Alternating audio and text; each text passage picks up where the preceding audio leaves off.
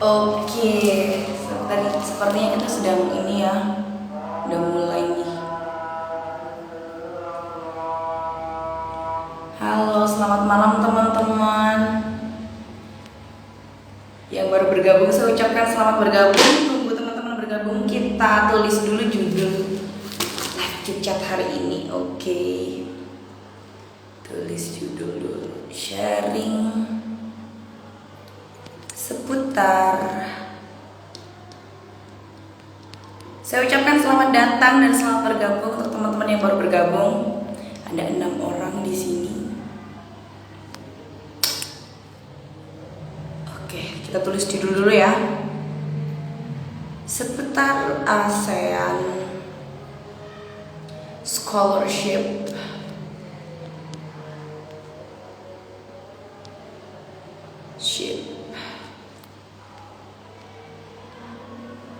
Nih, jadi tema kita hari ini tentang saya udah sematkan ya, sharing seputar ASEAN Scholarship. Sekali lagi saya ucapkan selamat datang untuk teman-teman yang baru bergabung dan join bersama Live Chat Chat with Flipping English School. Semoga teman-teman semua dalam keadaan sehat ya di tengah pandemi seperti sekarang ini, dan semoga pandemi ini juga segera berakhir biar kita bisa aktivitas normal. Oke, kalau gitu sambil kita menunggu teman-teman yang lain bergabung, mungkin baru ini ya lagi pada sibuk melakukan aktivitasnya atau lagi sholat isya. Tapi oke, nggak ada salahnya kalau kita langsung mulai live chat pada malam hari ini ya. Saya start here. So, assalamualaikum warahmatullahi wabarakatuh. Selamat malam semuanya. Bertemu lagi dengan saya Disti Adiana as your host. So today kita akan membahas dan sharing-sharing ilmu tentang ASEAN Scholarship yang tentunya ditunggu ya informasinya oleh teman-teman para scholarship hunter semuanya. Hari ini kita akan berbicara dengan Mr. Ihsan Yamin. Beliau merupakan salah satu awardee ASEAN Scholarship. Nah, ini yang mengalami langsung, jadi kita nggak ada salahnya banyak tanya tentang ASEAN Scholarship ini kepada beliau yang berpengalaman langsung gitu melakukan proses. Nah, ini mulai bergabung ya. Halo teman-teman semuanya, selamat bergabung. Oke. Saya bacain short profile dari Mr. Ihsan terlebih dahulu ya sepertinya. Jadi Mr. Ihsan Yamin ini, teman-teman bisa manggilnya Mr. Ihsan ya, atau nanti bisa tanya-tanya langsung ke Mr. Ihsan ya. Beliau merupakan awardee ASEAN Scholarship yang sekarang sedang menempuh pendidikan di Nalanda University di India dengan jurusan School of Ecology and Environmental Studies. Jadi untuk teman-teman yang penasaran mengenai fakta-fakta informasi seputar ASEAN Scholarship ini, nanti bisa langsung tulis di kolom komentar karena kita akan langsung live chat dan jawab pertanyaan teman-teman. Dan tanpa berlama-lama lagi, kita langsung undang ya Mr. Ihsan untuk bergabung bersama kita di live chat. Sambil nunggu Mr. Ihsan gabung, ini bagi teman-teman yang punya pertanyaan bisa langsung tuliskan di kolom komentar. Oke. Hai Mr. Ihsan. Halo semua, suara saya kedengaran ya? Assalamualaikum. Waalaikumsalam warahmatullahi wabarakatuh dan selamat sore di sini ya. Gimana Mr. Ihsan keadaannya? Sehat? Baik-baik saja? Ya, alhamdulillah sehat. Walaupun sempat flu di awal-awal pas nyampe di India, tapi itu bukan corona sebenarnya. Karena di sini suhunya agak dingin di awal-awal. Di India gimana Mr. Ihsan di tengah pandemi ini? India gimana nih seputar pandemi di India? Ya sebenarnya di India, di sini khusus di kota di sini di Nalanda itu Nalanda District sebenarnya pandeminya cukup tinggi juga, tapi kebanyakan masyarakat di situ tidak menggunakan masker. Jadi mereka bebas keluar tanpa menggunakan masker. Jadi kami pas jalan-jalan itu di sekitar pasar ataupun ke supermarket itu kami merasa asing karena cuman kami berlima pakai masker sedangkan masyarakat banyak nggak pakai masker. Gitu. Oh gitu. Ya, Semoga keadaan di sana ini ya, Mister Risan, sehat-sehat, terhindar dari segala macam virus. Biar kita bisa langsung. ya, Iya. Ini iya, kira-kira udah iya, berapa iya. lama Mister Risan stay di India? Ini udah hampir sebulan, sepertinya hampir sebulan. Oh, 1 bulan. Berarti Pak berangkat memang dalam keadaan pandemi ya, Mister? Ya, berangkat dalam keadaan pandemi. Itu pun kami berangkat karena udah ada izin dari kampus untuk berangkat dan kebetulan juga dapat pesawat repatriasi, jadi bisa berangkat. Hmm? Ini berapa orang Ya. Mister, kawan Mister yang berangkat ke India?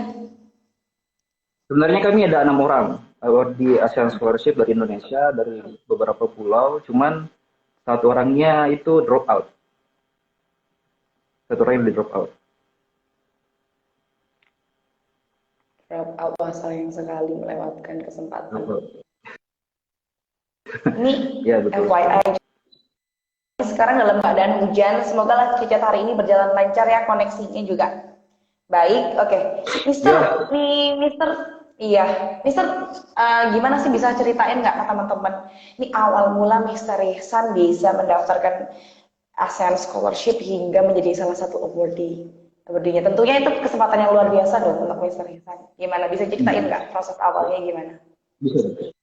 Jadi awalnya di bulan-bulan Juni, kalau nggak salah bulan Juni itu ada pembukaan. Saya dapat informasi dari Instagram ASEAN itu saya dapat informasi tentang pembukaan pendaftaran beasiswa ASEAN Scholarship dari Nalanda University. Dan pada saat itu juga saya sementara mendaftar di Universitas Negeri Malang atau UM dengan jurusan Hmm? pendidikan biologi. Jadi saya tetap struggle untuk tetap apply beasiswa sampai saya kuliah di UM seperti itu. Jadi saya coba daftar, penuhi semua persyaratannya, jadi seperti biasa, transkrip, sertifikat, nilai IELTS or TOEFL diminta dan mengikuti serangkaian wawancara lah dari student affairs dari Nalanda University. Jadi pas sudah daftar itu, oh terakhir ada esai. Jadi nulis esai dibatasi sampai 1.000 kata kalau nggak salah itu. Habis lulus Esai itu kita 1.000 kata. ikut yuk. Kurang lebih minimal 1.000 kata, minimal 1.000 kata, bukan maksimal, minimal 1.000 kata. Dan itu saya daftar, sudah daftar itu saya lulus administrasi. Jadi semua dokumen-dokumen saya diterima dan dinyatakan asli atau valid. Kemudian saya diajukan untuk ikut wawancara. Setelah ikut wawancara itu sebenarnya pengumumannya itu 2 minggu after interview, tapi mungkin karena ada pandemi atau mungkin karena kesibukan lain dari kampus sendiri, makanya agak agak delay sampai sebulan. Dan saya nunggu terus sambil juga daftar beasiswa lain seperti itu. Dan saat saya mulai kuliah aktif di UM, mulai aktif kuliah di UM itu 2 minggu menjelang kuliah itu saya dapat telepon dari kampus sendiri karena saya tidak merespon email daripada kampus karena pada saat dia email itu dia cuma ngirim daftar biaya kuliah yang harus saya bayarkan ketika ingin kuliah di Nalanda tanpa adanya LOA. Tidak LOA, jadi tidak ada LOA-nya. Jadi saya tidak respon dan saya fokus untuk kuliah di UM. Nah, kemudian 2 minggu menjelang itu saya dapat telepon dari Student Affairs bahwa tolong direspon apakah Anda ingin menerima beasiswa fully Lebih published dari familiar. kampus kami Ya. atau tidak. Terus saya bilang, oh ya ya. Kemudian saya langsung kirim email langsung kepada mereka terus LOA saya dikasih hari itu dan semua ditanggung alhamdulillah. Dan selama 1 semester kemarin itu saya kuliah di 2 kampus UM dan juga kampus ini secara daring. Jadi bentrok di hari yang sama Wow, hari luar Jumat. biasa. Jadi Ya, ada begitu. keuntungan ya Mister pandemi ini bisa kuliah di 2 tempat langsung. Untuk semua Ya, proses ya, ya. belajarnya pakai daring ya. Daring semua. Dan jadi saya jalani aja sampai semester di UN selesai. Dan kami juga udah kontak-kontak terus pihak embassy di India dan juga pihak embassy di Indonesia tentang pengurusan visa. Dan akhirnya kami dapat izin dari kampus untuk segera ke kampus. Seperti itu. Gitu. Nah ini boleh nggak sih diceritakan nih alasan Mister kenapa memilih India sebagai kampus tujuan Mister? Ini apa alasannya? Ya, ya, ya, betul. Sebenarnya saya ada beberapa pilih negara selain daripada India, termasuk Thailand, Vietnam, termasuk juga beberapa negara di Eropa satu, negara Eropa satu, termasuk Inggris kemarin cuman dapatnya apa partial funded ya setengah. Saya pilih India pertama dan khusus kampus ini itu karena ada similarity antara Indonesia dan India. Kami Indonesia dan India sama-sama negara berkembang di dalam hal ekonomi dan juga dalam hal pendidikan, walaupun mungkin India agak sedikit di atas. Kemudian khusus kepada bagian sainsnya, biologi sains khusus kepada ekologi dan lingkungan. Nah, itu sangat sangat sangat cocok, sangat identik dengan masalah yang sedang dihadapi lah oleh Indonesia, dan itu saya berniat untuk melanjutkan studi di India seperti itu. Jadi intinya saya nggak langsung daftar. Saya nggak langsung daftar, saya mikir dulu, saya search dulu kampusnya, kemudian apa kelebihan daripada kampus itu dan semacamnya, dan akhirnya saya memutuskan untuk memilih India. Walaupun sebenarnya saya dapat 3 beasiswa hari itu. Gimana? Silakan Ustaz. Ya, bisa terus. Sebenarnya hari itu saya dapat beasiswa juga dari ICCR. 2 minggu setelah kuliah juga, saya dapat ICCR dengan kampus yang berbeda. Nah, jadi saya agak galau juga hari itu entah memilih ICCR atau ASEAN Scholarship. Jadi saya merenung dulu, saya coba compare antara fully funded versi ICCR dan juga fully funded versi ASEAN Scholarship.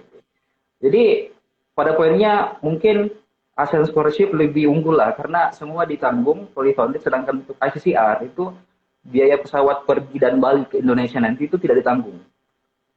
Itu ditanggung jadi, pribadi. Oke lah. Ya itu pribadi untuk ICCR. Sedangkan ASEAN Scholarship semua ditanggung. Jadi saya memilih ke ASEAN Scholarship. Seperti itu. Nah, Mister, kalau Disi mau nanya nih seputar ASEAN Scholarship ini.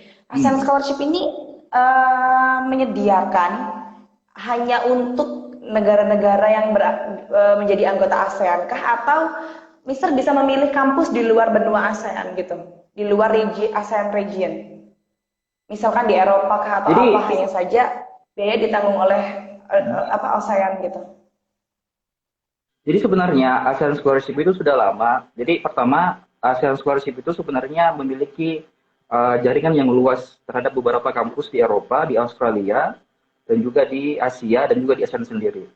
Nah sebenarnya ASEAN Scholarship itu adalah bentuk kerjasama dari satu kampus di luar negeri, ya, satu kampus di luar negeri mengajak kerjasama ASEAN untuk mencari bibit-bibit unggul daripada negara-negara di ASEAN. Tapi di luar Singapura ya, karena kan Singapura termasuk negara maju.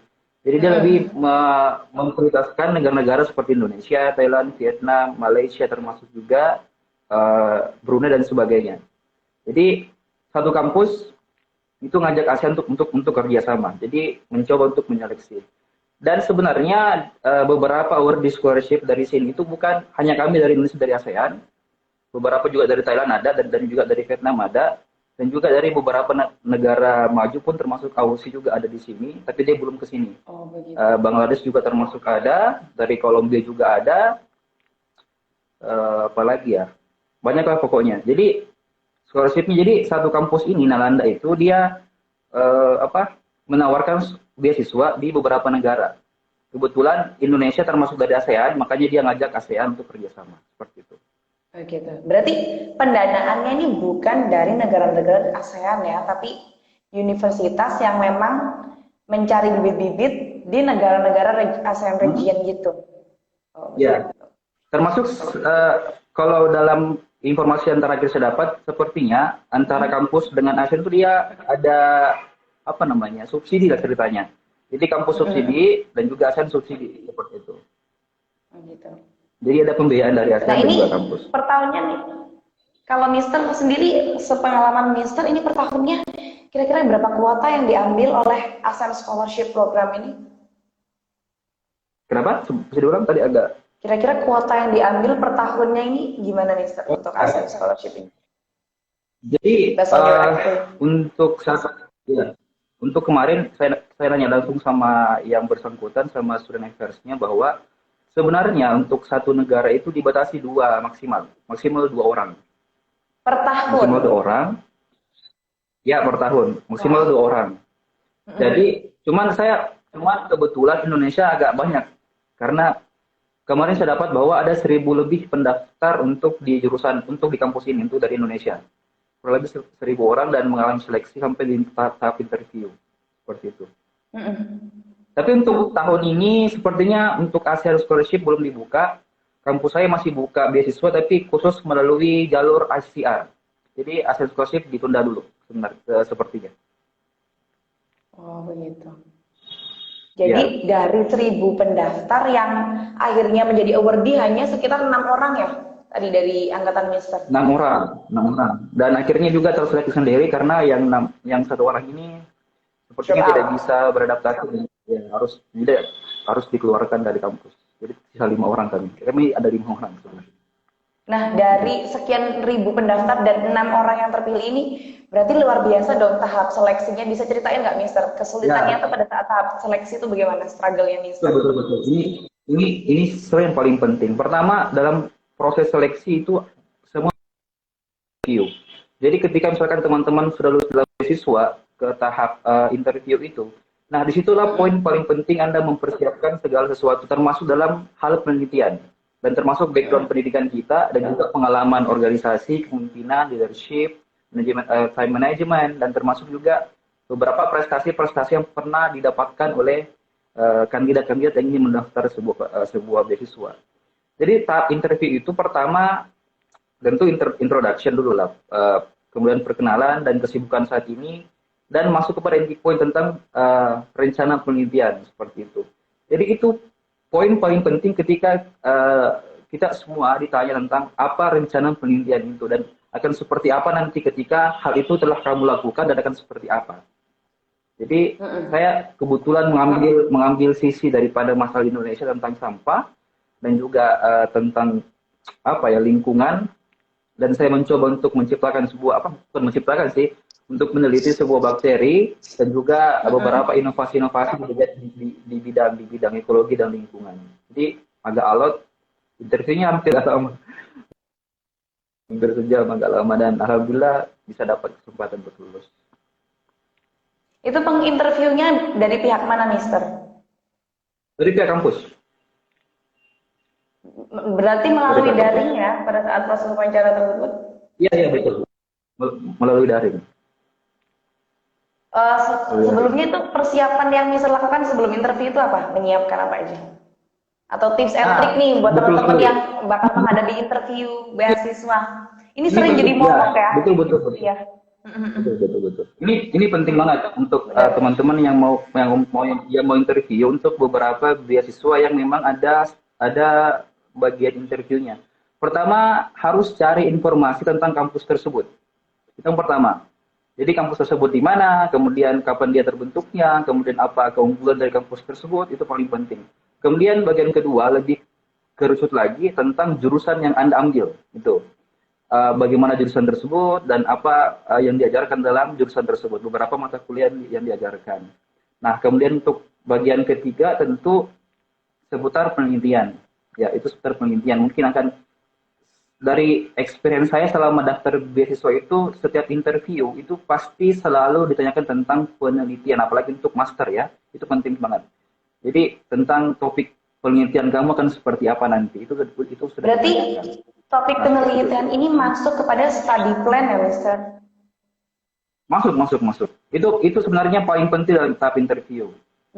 Dan tahap terakhir kita harus punya alasan kenapa kita memilih kampus tersebut dan jurusan tersebut, gitu paling penting.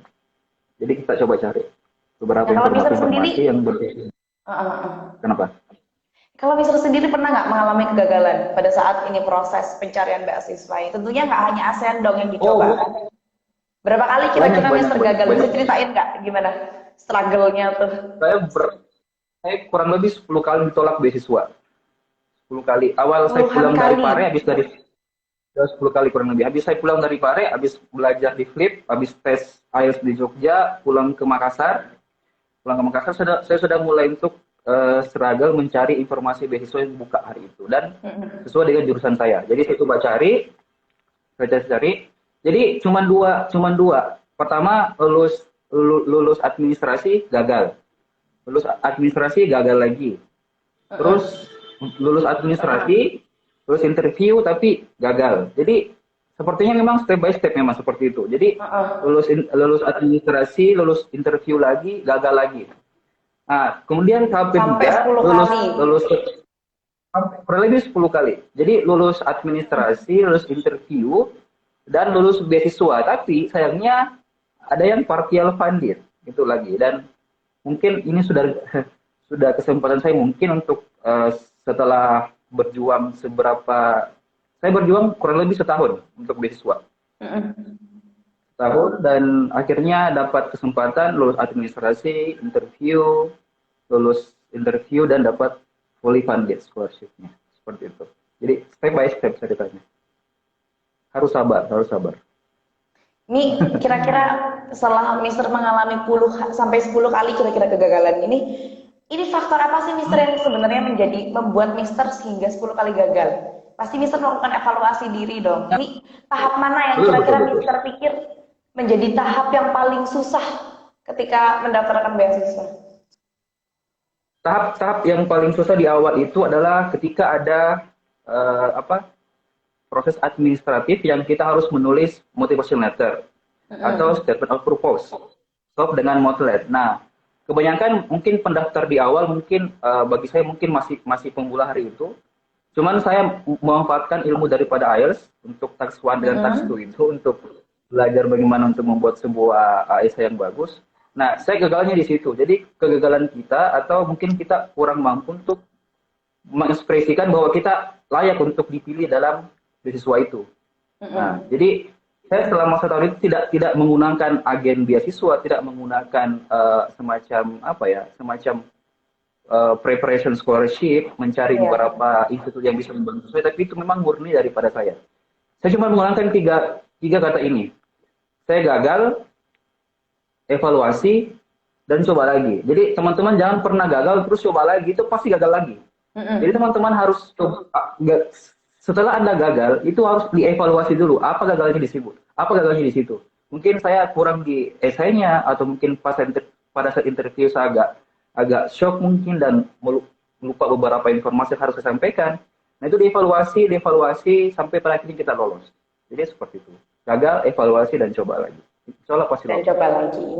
Ini mungkin bisa jadi trik dan tips penting untuk teman-teman yang sedang menjadi scholarship hunter di luar sana. Kata Mr.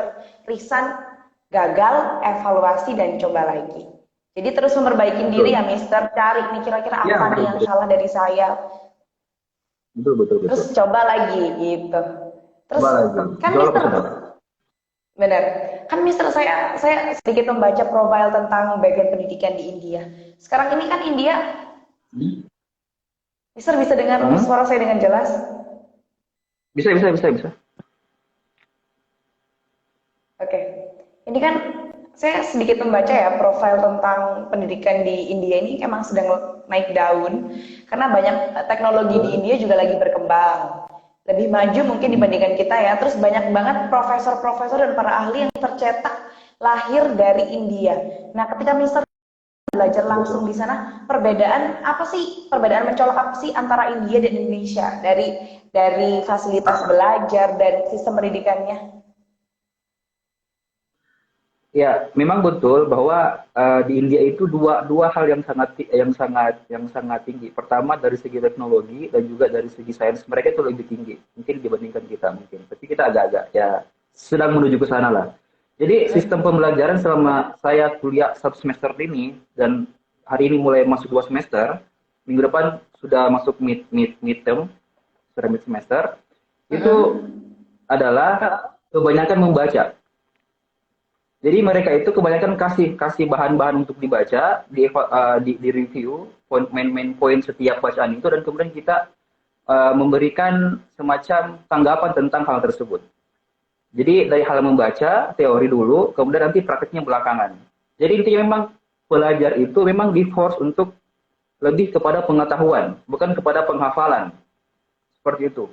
Jadi kita di-force mahasiswa dari manapun, mau dia pun lokal ataupun international students, kita semua di-force satu sistem pendidikan untuk lebih memahami sebuah pembelajaran dibandingkan menghafal. Karena dengan cara itu, otomatis pasti bisa prakteknya. Ketika kita mencoba untuk menghafal, itu pasti agak setengah-setengah pada saat praktek. Jadi seperti itu. Ya, jadi saya rasakan betul ya. Memang betul kata mentor saya. Ya, sangat-sangat di force kita mendepankan pemahaman dibandingkan penghafalan.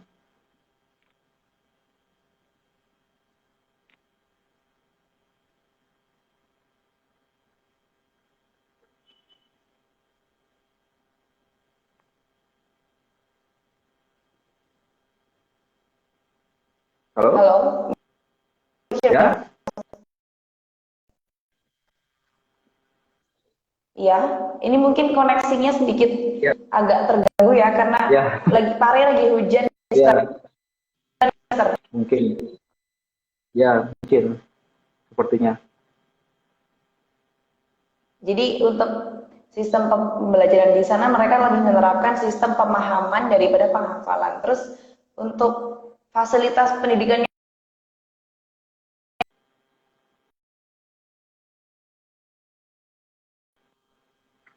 Jadi untuk fasilitas pendidikan juga alhamdulillah lengkap semua, ya lengkap lengkap semua dari perpustakaan yang lengkap dengan buku bacaan, artikel, jurnal dan semuanya dan juga beberapa kalau kami dari ekologi dan lingkungan itu semua didukung oleh beberapa hasil penelitian yang kami baca, yang kami review itu di perpustakaan dan juga ketersediaan lab.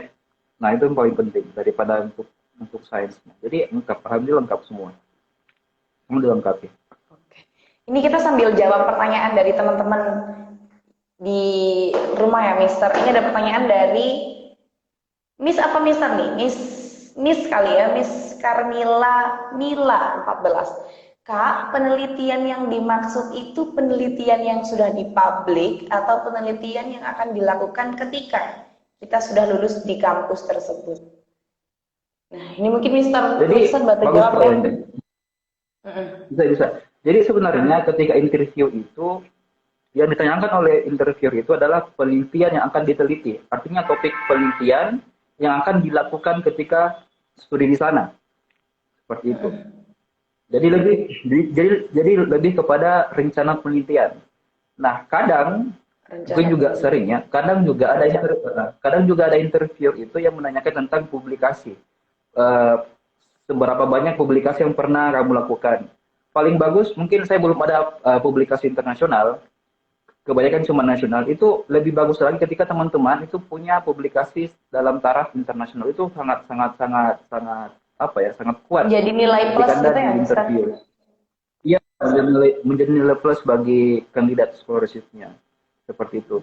Dan juga biasanya kita bisa menghubungkan antara penelitian sebelumnya dan juga penelitian yang akan dilanjutkan. Bisa jadi pada saat S1 itu kita punya penelitian hanya bersifat deskriptif saja, tapi ketika kita mau melanjutkan S2 itu kita sudah dalam bentuk mungkin pembuatan produknya lah. Jadi ada keterkaitan seperti itu. Oke. Nah, itu mungkin bisa menjawab pertanyaan dari Miss Carmila ya. Oke, teman-teman, kalau teman-teman punya pertanyaan seputar ASEAN Scholarship dan India, yang tertarik nih, punya target sekolah ke India, bisa langsung tuliskan pertanyaan di kolom komentar ya. Nah, terus Mister, berarti apa sih Mister keuntungan positif dan negatif side-nya berkuliah di India bagi Mister sendiri? Setelah 1 bulan lebih ya menjalani Ya, pembelajaran di India. jadi mungkin kalau dari segi positifnya itu ya alhamdulillah semua fasilitas lengkap dari segi pembelajaran, dapat dari segi uh, fasilitas kampus semua lengkap dan juga free akses untuk mahasiswa dan juga dari segi asrama juga sangat lengkap sekali. Jadi kita dapat makannya lengkap itu dari pagi, siang, ada snack time dan juga ada makan malam dan juga dilengkapi dengan fasilitas olahraga untuk mahasiswa semua di sini. Nah, kemudian juga ketiga tentu ilmu kita mungkin lebih lebih lebih apa namanya? Lebih dapatlah intinya. Beberapa ilmu yang mungkin kita susah akses ketika di dalam negeri, tapi ketika kita berada di sini itu kita langsung bisa interaktif dengan si pembuatnya atau orang yang pernah berinteraktif dengan orang tersebut. Jadi seperti itu. Jadi lebih lebih apa sih? Lebih bagus lah ceritanya. Kalau negatifnya apa ya? Kalau negatifnya sih apa ya dari negatifnya? Saya kurang itu negatifnya maksudnya seperti apa negatifnya? Negatifnya tuh ini, susahnya sekolah di sana tuh gimana dibandingkan di Indonesia? Apakah Mister mengalami apa kayak dinamakan shock culture kah atau apakah gitu? Oh iya, iya, Atau iya. ada beberapa Pertama, lingkungannya kah yang ya tidak mendukung atau bagaimana? kalau lingkungan sih mendukung. Mungkin biasanya itu apa ya namanya bahasa lah. Karena bahasa untuk beberapa warga lokal itu ketika kita Kendala, ke oke. pasar tanpa mengajak kendalanya itu, ketika kita nggak mengajak, kita agak susah untuk berkomunikasi dalam bahasa India. Kemudian untuk kedua apa ya makanan ya makanan baru ingat makanannya Gimana Mister? makanan ini yang paling unik. Jadi ini paling unik, makanan itu sebenarnya orang India itu kebanyakan vegetarian, mereka makan Mm-mm. sayur, jadi mereka lebih tend to vegetable, lebih suka sayur dibandingkan Mm-mm. bahan-bahan daging ayam kambing sapi seperti itu kan. Nah, jadi di awal-awal itu tentang makanan kami semua dan termasuk saya sudah mulai untuk beradaptasi makan sayur dari olahan sayur lah seperti itu dan juga Mm-mm. hanya sekali-kali makan ikan dan makan ayam dalam seminggu itu. Dan dari segi makanannya. Dan mungkin nanti agak berat ketika pas Ramadan sepertinya, pada saat sahur dan juga pas berbuka puasa. Hmm. Mungkin nanti agak sedikit struggle di Agak sana. susah ya. Tapi bagus sih di sini karena kebetulan tempat saya ini itu ada pemukiman Muslim. Jadi 900 meter dari asrama saya itu ada masjid.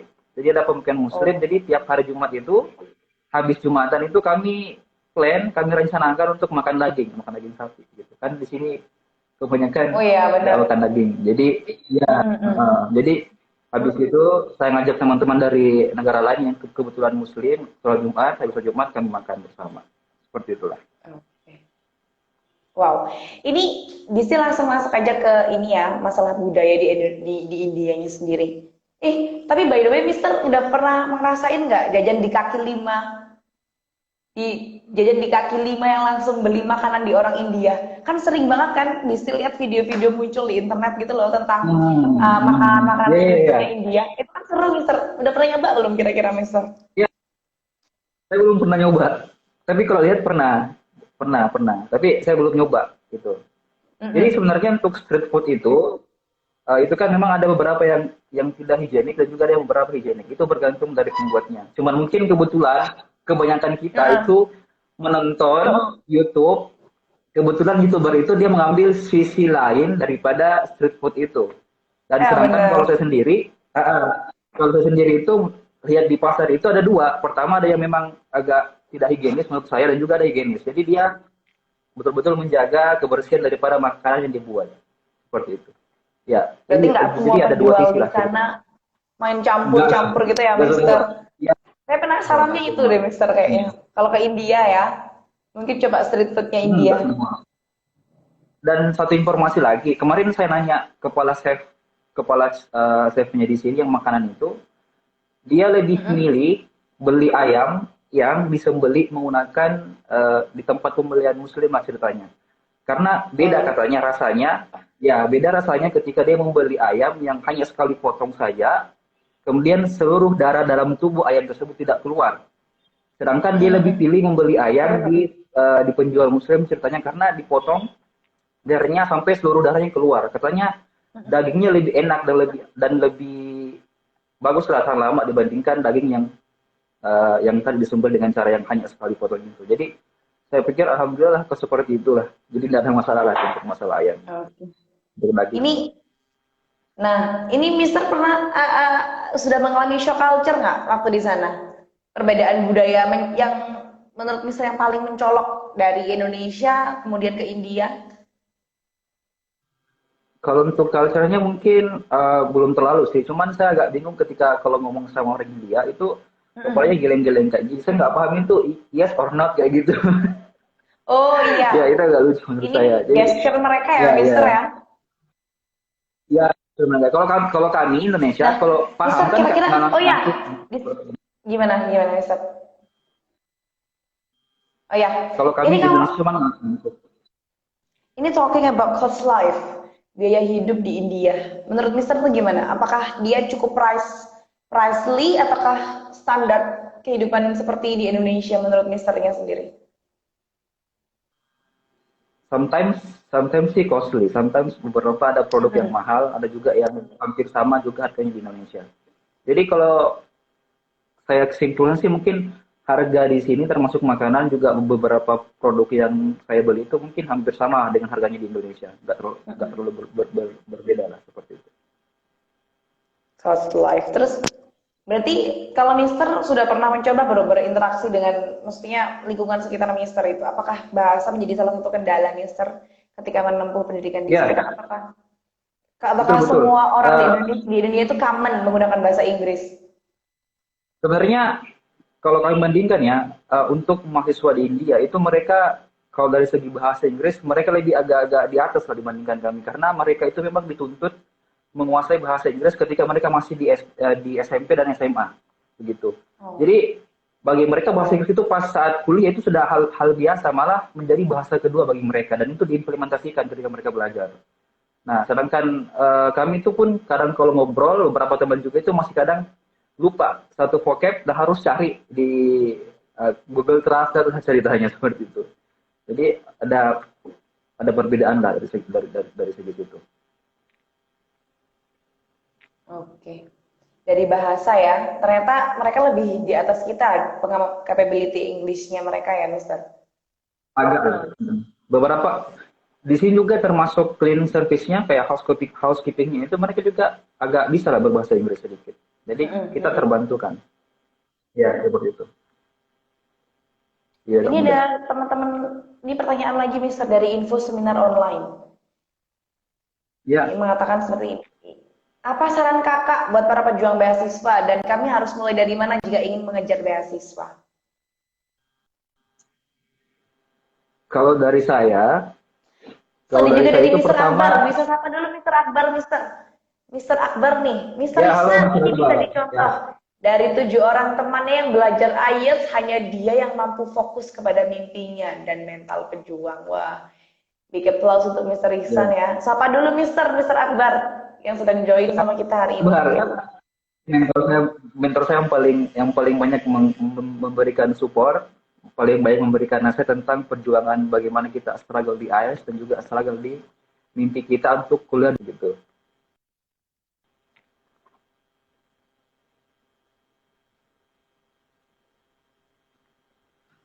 Oke. Ini Mister mungkin bisa bantu jawab ya pertanyaan dari info seminar Ya, online. bisa. Kami harus mulai dari mana jika ingin mengejar beasiswa? Kira-kira apa nih step pertama Kalau untuk dari roadmap kita menuju beasiswa nih Mister? pertama ya kemampuan bahasa Inggris harus bisa dulu lah.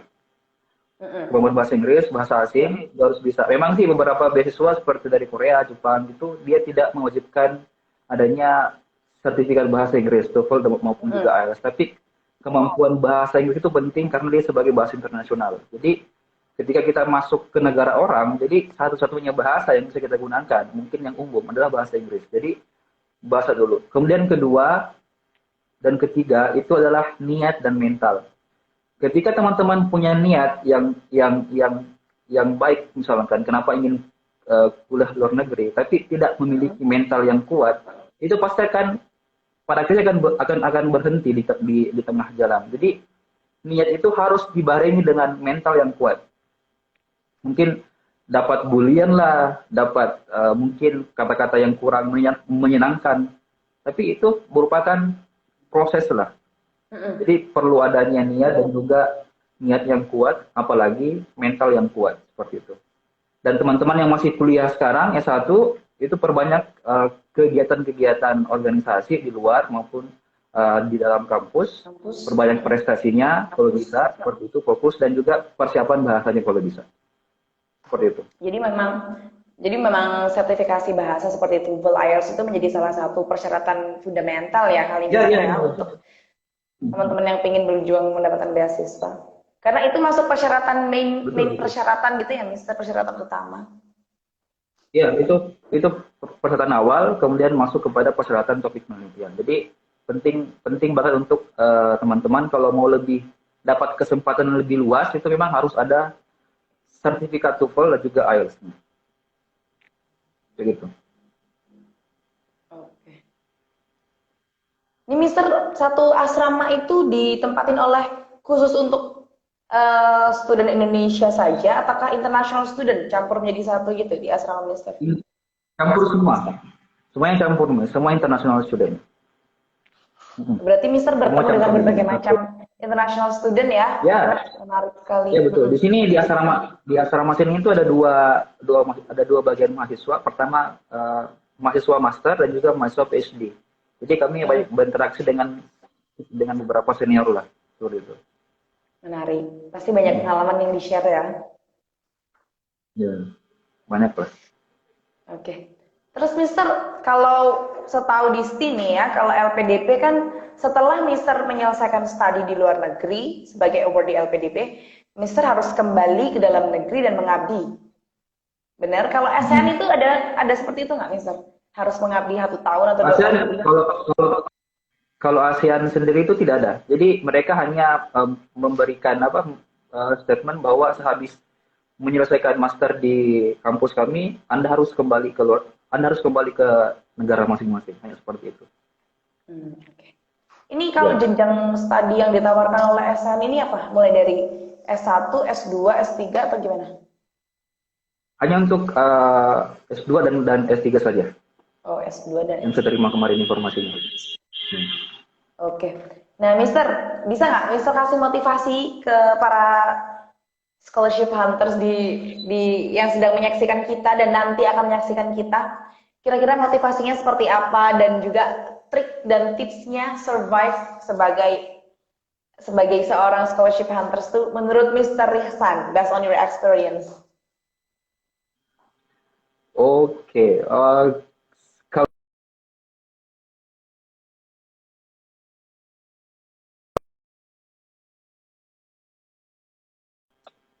Saya perlu kuliah di luar negeri untuk mendapatkan ilmu yang lebih banyak, ilmu yang lebih bermanfaat, dan ilmu yang lebih luas di suatu negara tertentu.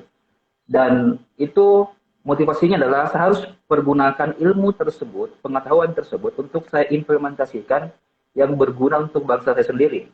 Jadi itu motivasi pertama. Terus kedua, ya teman-teman yang ingin kuliah luar negeri, saya tidak pernah keluar dari statement ini bahwa diperlukan niat yang memang betul-betul niat untuk sekolah, bukan untuk sekedar pamer ini untuk memenuhi galeri Anda dengan foto-foto itu. Tapi juga harus dibarengi dengan mental yang kuat. Jadi teman-teman mungkin yang dari nol masih belajar bahasa Inggris sampai sekarang, itu mental diperkuat untuk menuju menjadi kandidat menjadi kandidat penerima beasiswa. Jadi seperti itu. Jadi saya mental aja lah, mental diperkuat. Karena ketika mental tidak kuat, itu kadang kita berhenti di jalan. Karena saya pun sampai kurang lebih 10 kali ditolak. Itu kadang jengkel sendiri, dan itu bukan permasalahan mental saja, karena itu juga menghasilkan finansial yang cukup banyak. Jadi dari segi kadang ada beberapa beasiswa yang membutuhkan, ya itu betul, waktu dan juga biaya. Jadi memang dibutuhkan mental yang kuat dan juga niat yang cukup. Seperti itu kalau dari saya. Karena ketika teman-teman menjadi seorang scholarship hunter, tentunya teman-teman harus siap untuk mengalami kegagalan, bener nggak, Mister? Karena kita nggak tahu kan kesempatan mana yang bakal kita dapatkan. Jadi terus berusaha gitu intinya, Mister ya. Seperti kata Mister Ihsan tadi, ketika kalian mengalami kegagalan, coba evaluasi diri, gagal, evaluasi diri dan coba lagi, gitu. Sampai kesempatan itu benar-benar menjadi milik kalian. Gitu. Tapi Mister, kira-kira Mister di India bakal berapa lama nih? Karena kan sudah melalui 1 semester, jadi bisa menjalankan 3 semester lagi. Jadi mungkin kalau umur panjang dan juga kesempatan masih banyak, mungkin kami akan selesai di bulan-bulan Juni mungkin tahun depan 2022. Juni tahun 2022. Ya. Kira-kira Mister mau mengunjungin tempat wisata di India apa aja, Mister nih? Yang udah jadi list tempat yang bakal dikunjungin. Ya. Untuk untuk mengunjungi beberapa tempat di India mungkin belum belum ada sih. Cuman kami masih ini apa berencana ke New Delhi lah, ketemu dengan teman-teman yang lain di sana. Karena kebanyakan mahasiswa Indonesia itu kebanyakan di Delhi. Jadi kami ingin ketemu dengan orang apa dengan anak-anak PPI Indonesia yang ada di India. Berarti Nalanda ini salah satu kota yang gimana Mister kalau Nalanda ini? Apakah dia main city dari Indianya atau dia kalau di Indonesia diibaratkan sebagai kota apa nih? Kalau Nalanda itu dia diibaratkan sebagai kecamatan. Jadi Nalanda itu kecamatannya, kemudian Patna itu kotanya semacam mungkin apa ya Jawa Timur lah seperti itulah Patna. Jadi itu. Jadi kan di India kan dia banyak state-nya, banyak negara-negara bagian, banyak wilayah bagiannya. Dan termasuk Patna ini juga termasuk bagian daripada kota dengan apa ya, dengan pendidikan yang diutamakan. Seperti itu. Ya. Nih, Mister, saya mau salam-salam dong. Nanti kalau Mister mamanya di India ketemu sama Shah Rukh Khan, Bisti boleh nitip salam ya, Mister ya. Siap. Oke. Ini kita sepertinya sudah di ujung live chit-chat kita pada malam hari ini. Jadi ini kesempatan yang luar biasa sekali bisa ngobrol-ngobrol sama Mister Ihsan langsung menceritakan kehidupan college life di India, terus proses struggle yang Mister mendapatkan beasiswa hingga gagal sampai 10 kali dan akhirnya finally you got it, bisa langsung terbang ke India. Ini mungkin bisa jadi motivasi teman-teman yang lagi nonton dan juga nanti yang bakal nonton karena setelah ini record live kita akan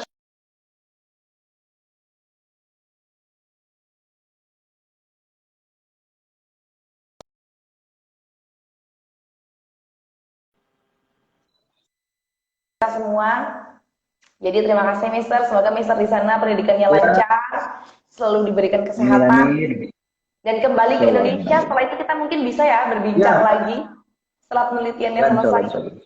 Oke. Insya Jadi Allah. terima kasih Mister.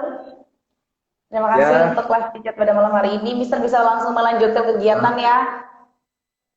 Ya, terima kasih ya. Saya live ya. Oke, terima kasih Mister. Sama-sama.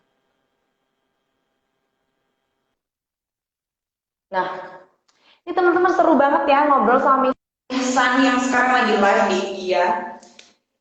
Nah, tadi kata Mr. Ihsan nih, quotes of the day dari Mr. Ihsan yaitu gagal, evaluasi diri, dan coba lagi. Mungkin bisa diterapkan untuk teman-teman di rumah, untuk para scholarship family di luar sana. Jangan takut mengalami kegagalan, karena kita nggak akan tahu kesempatan mana yang akan datang ke kita. Selagi kita mampu, harus tetap selalu berusaha. Gitu. Mr. Ihsan aja 10 kali percobaan mendapatkan beasiswa baru mendapatkan. Siapa tahu teman-teman 1 kali nyoba langsung bisa mendapatkan beasiswa. Who knows ya kan? Tapi ngomong-ngomong tentang persiapan beasiswa, saya mau kasih informasi untuk teman-teman di rumah semuanya kalau Flip English School Pare ini ada satu program baru. Ini khusus untuk teman-teman yang lagi struggle mendapatkan beasiswa karena kita ada program namanya Complete Scholarship, guys. Jadi di situ teman-teman bisa join. Nanti ada program yang dibagi beberapa sesi seperti itu. Nanti teman-teman akan diberikan ilmu-ilmu tentang persiapan menuju mendapatkan beasiswa dan letter of acceptance gitu. Nanti untuk informasi lebih lanjut teman-teman bisa langsung kirim pesan melalui DM kita atau langsung kirim pesan melalui kontak person yang telah tertera maksud saya di Flip English School Pare. Dan untuk teman-teman yang ingin persiapan bahasa Inggris, isi juga mau mengingatkan kalau Flip English School Pare ini juga memiliki beberapa program, antara lain program offline dan program online. Jadi program offline itu teman-teman bisa langsung datang ke Pare, merasakan camp bareng kita di sini dan belajar TOEFL, IELTS, basic, kita punya semuanya. Dan kalau teman-teman, bagi teman-teman yang sibuk kerja, terus sibuk kuliah, teman-teman bisa join melalui program online kita. Kita juga punya program online dari kelas basic English, TOEFL dan IELTS, bisa semuanya. Teman-teman bisa langsung hubungi kontak person kita atau di DM ya. Nanti kita akan follow up kembali. Jadi mungkin itu saja teman-teman, sharing-sharing ilmu tentang ASEAN Scholarship bersama Flip English School Pare. Nah, teman-teman, next kita belum tahu, kita akan membahas tentang scholarship apa lagi. Jadi teman-teman bisa langsung komen dan request kira-kira scholarship apa yang bakal kita bongkar di next live chit chat with English School Pari tentunya. Dan ini mungkin kalimat terakhir dari saya untuk teman-teman semuanya. You guys have to keep your spirit on. Wake up, chase your dream, and rise up. Dan saya, Disti Adiana sebagai host pada malam hari ini mengucapkan terima kasih sebesar-besarnya untuk teman-teman yang udah join, dan mohon maaf jika ada salah-salah kata dari saya. So, sekian. Wassalamualaikum warahmatullahi wabarakatuh, and see you on the next live chat with English School Pari. Terima kasih teman-teman semuanya. Oh ya, terakhir saya akan posting video ini untuk teman-teman yang ketinggalan tadi perbincangan kita bersama Mr. Risa seputar Asam Scholarship, bisa langsung join ya di siaran langsung kita di IGTV of English School Pari. Oke, see you teman-teman. Selamat malam, happy rest.